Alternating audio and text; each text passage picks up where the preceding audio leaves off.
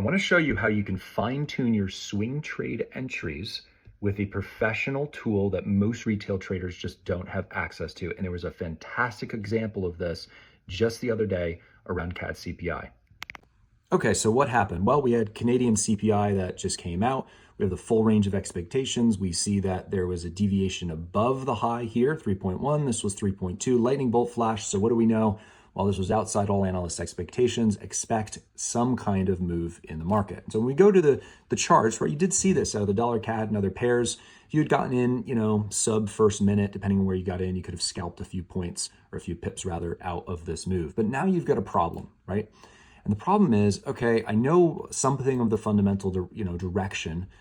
Where am I going to enter, right? Should I enter here in a pullback? Should I enter here in a pullback? Should I enter here? Should I enter here if we break the high, right? Where am I going to get a clue? And I can make an argument from different levels of support and resistance. But I want to show you a professional tool. This is part of the study of intermarket analysis, and it's called the interest rate tracker. Now, an interest rate tracker simply shows us what interest rate traders, are expecting the next move from a respective central bank to be. So in this case, the Bank of Canada, for example, they're expected to cut 80% at their next meeting. But the cool feature that we have on this is we're able to update this every 15 minutes.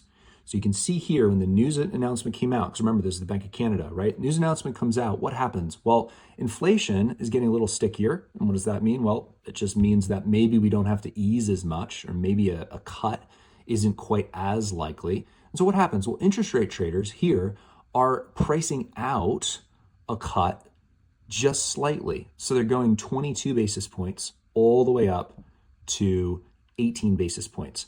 And so what this tells you is that that's only a 4 basis point move. And then not only is it just a 4 basis point move, but like 30 minutes after the event, we're back down to 19.5 basis points, right? So only a basis point and a half really has changed. So what is this telling you? Well, interest rate traders who do this for a living, they don't see this print, this inflation print, as that significant, right? They just don't see it as that significant, maybe not that sustainable.